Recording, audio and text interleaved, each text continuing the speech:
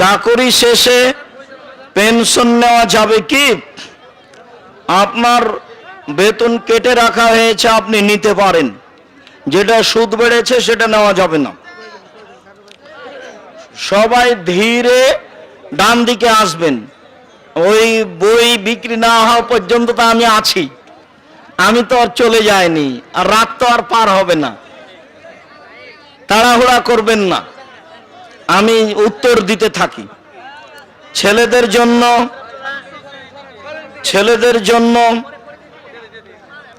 সানা, সোনা, রূপা, ডায়মন্ড এর আংটি ব্যবহার করা যাবে কি? ডায়মন্ড করতে পারেন, সোনা রূপা করা যাবে না। রূপা করতে পারেন, সোনা করা যাবে না।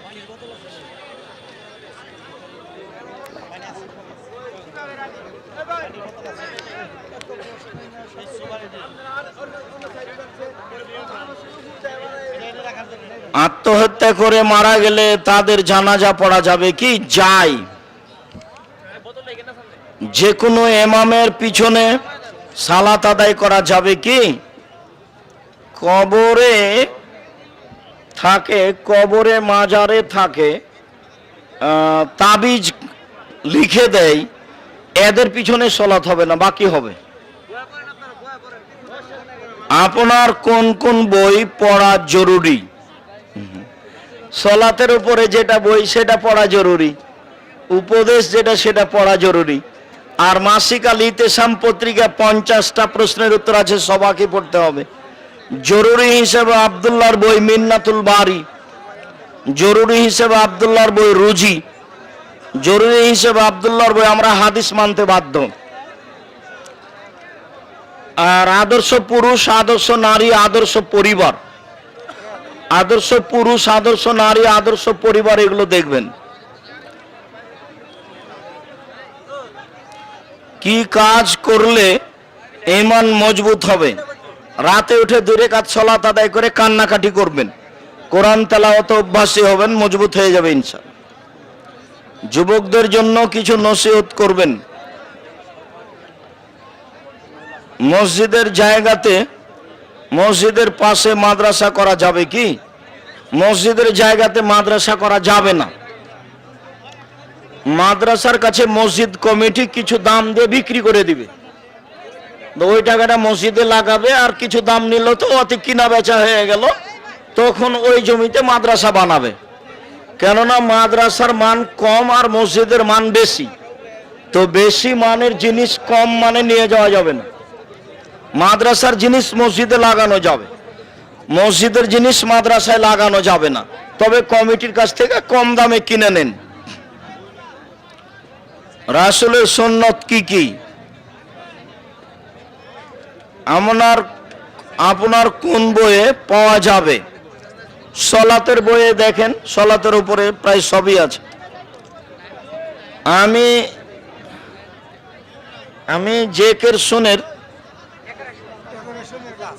আমি ডেকোরেশনের কাজ করি, ধর্মীয় কাজ ছাড়া গান বাজনার জন্য কি ডেকোরেশনের কাজ করতে পারবো? জি না। সবাই মিলে যা পাপ হবে তোমারও তাই হবে। ও আচ্ছা, জাযাকুমুল্লাহ খাইরান।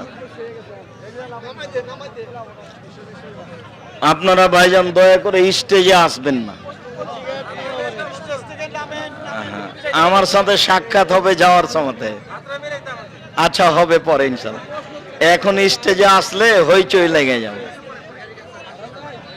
আপনারা সবাই বই পুস্তক নিতে থাকেন, পত্রিকাগুলো, বইগুলো সবাই নিয়ে যাবেন, আর পত্রিকাটাকেও ছেড়ে যাবেন না, একটু থামেন। তাড়াহুড়া করে মোটরসাইকেল স্টার্ট দিয়ে পালাচ্ছেন কেন? আমি তো বসে আছি। শয়তানের কাছ থেকে বাঁচার উপায় কি? 2 রাকাত করে সালাত আদায় করে কান্নাকাটি করতে, ও খুব শয়তান, ও লেগে আছে আমাদের সাথে। আল্লাহর কাছে ওয়াদা নিয়েছে, ও নাকি আমাদের ফাঁকি দিবেই। জেরা মসজিদে আলোচনা করা যায় কি? জেরার মসজিদ তুমি কি দিয়ে বুঝলে? জেরার মসজিদ তো আমরা বুঝতে পারলাম না। মসজিদের সামনে কবরস্থান রাখা যাবে কি? সামনে, পিছনে, ডানে, বামে, কোথাও যাবে না। কোনো ছেলে মানুষ যখন মারা যায়, কোনো ছেলে মানুষ যখন মারা যায়, তখন তার বউকে আত্মীয় স্বজনরা বলে, তুই তোর স্বামীকে মেরেছিস, খেয়েছিস, ও তোর কারণে মারা গেছে। এগুলো হলো হিন্দুদের আকীদা, হারাম কথা, শিরকি কথা, খুব সাবধান। একটু ধৈর্য ধারণ করেন। আমার জানা অনুপাতে অনেক বই আছে বাজারে। এখন যে খিমার বোরকা পাওয়া যাচ্ছে সেটা পরাটা না, এই বোরকা পরা যাবে না, বোরকা ঢিলা ঢালা হতে হবে। বল্লা মসজিদের সেক্রেটারি শুকুর মাহমুদ জুমার নামাজ শেষে মসজিদের মাইকে বলে, আপনি নাকি কোনো আলেমই না এবং আপনি নাকি জমিয়তের নেতাদের অপমান করেছেন। জমিয়তের নেতাদের আমি অপমান করব কেন? আমি তো ওখানেই নাই, তা আমি কি দিয়ে অপমান করব? তুমি আমার বক্তব্য বের করো, আমি কখনকার নিন্দা করলাম? বলুন, আমি জমিয়তের নেতাদের সাথে 3 দিন বৈঠক করেছি, একাধিক দিন মোবাইলে কথা বলেছি।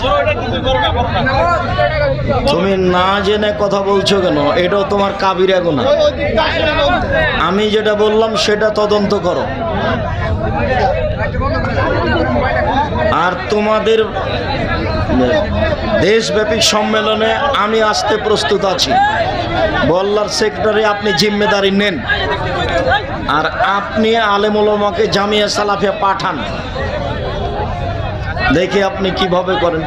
আমি আপনাকে ওয়াদা দিয়ে চলে গেলাম, আরো বলে গেলাম, আমি কোনোদিন কারো নিন্দা করিনি।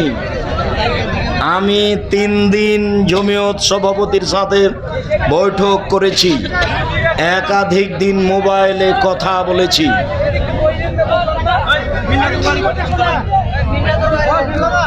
আপনি বলেছেন আপনার মসজিদ আহলে হাদিসের মধ্যে বড়, কিন্তু বল্লা মসজিদ এমন যার দৈর্ঘ্য 5580 বর্গ ফিট, তাহলে আপনার মসজিদ কত?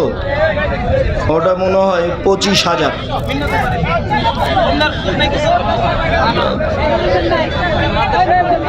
অনেক বড়। তুমি এগুলো কথা ধরে টিকতে পারবে না, খামাকে এগুলো কেন বলতে গেছো? ওটা আরো অপমান হওয়ার পর ওটা তুমি ভাবতেই পারবে না। ও স্বপ্নে দেখার মতো ব্যাপার, যে তুমি খালি ঢুকে দেখলে বুদ্ধি কমে যাবে।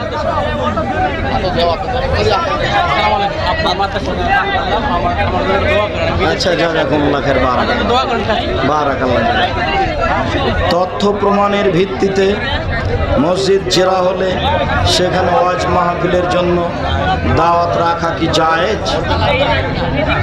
এই বিষয়গুলি আমাদেরকে আগে জানাতে হবে, মসজিদের জেরার কি না। কোনো ইমাম যদি শেষ জামানায় ঈসা আলাইহিস সালাম আসবেন এটা বিশ্বাস না করেন, ঈসা আলাইহিস সালাম আসবেন এটা বিশ্বাস না করলে ও মুরতাদ, ও ধর্মচ্যুত মানুষ। ফরজ সালাতের পরে খাসভাবে 1 রেকাত ভিতরে পড়া যাবে কি? জি, 1 রেকাতের হাদিস অনেক বেশি। নামাজ আদায় করে 5 ওয়াক্ত কথায় কথায় মানুষকে গালি দেয়, 5 ওয়াক্ত নামাজ আদায় করে 5 ওয়াক্ত কথায় কথায় মানুষকে গালি দেয়, মিথ্যে কথা বলে, মানুষকে বোকা সাজায়, এ ব্যক্তি কেমন মুসলমান? মহাপাপী।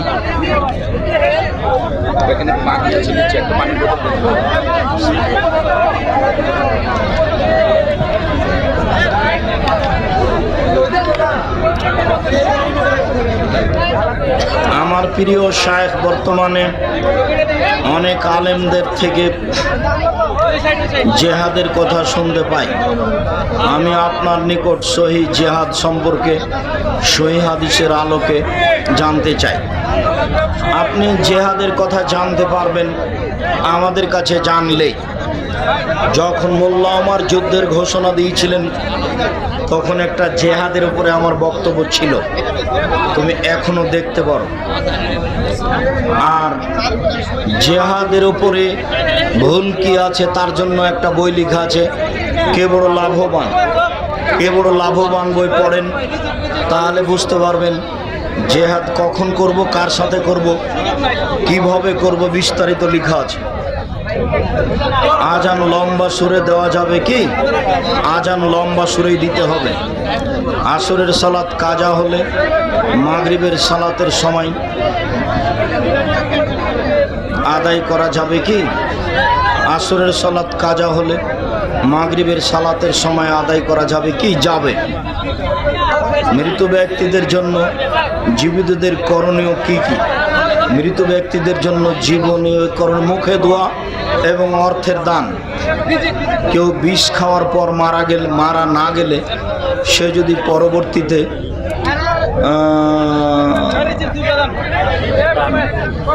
তার ভুল বুঝতে পেরে তওবা করে, তওবা করলে তার তওবা কবুল হবে। কেউ বিষ খেয়ে আত্মহত্যা করে মারা গেলে তার জানাজা পড়া যাবে কি? যাবে। আত্মহত্যাকারীর জানাজা পড়া যাবে।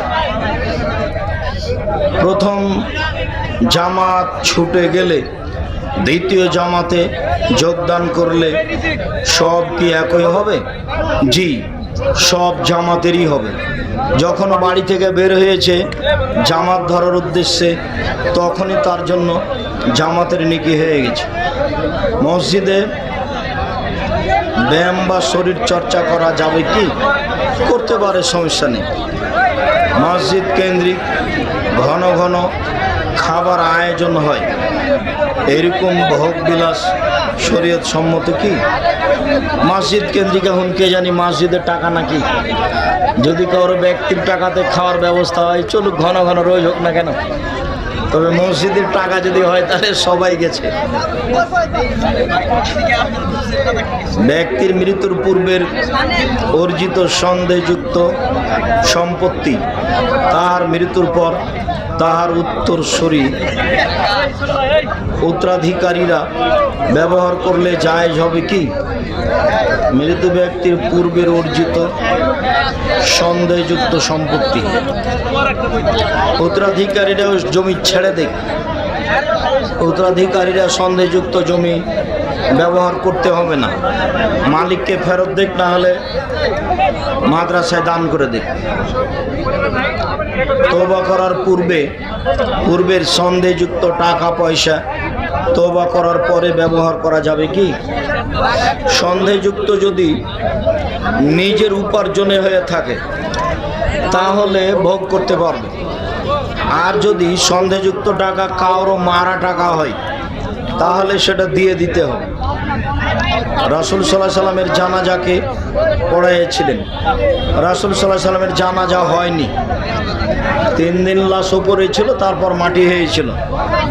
8 জন 10 জন করে ভিতরে গিয়ে এমনি দোয়াটা পড়ে বের হয়েছেন, জানাজা হয়নি।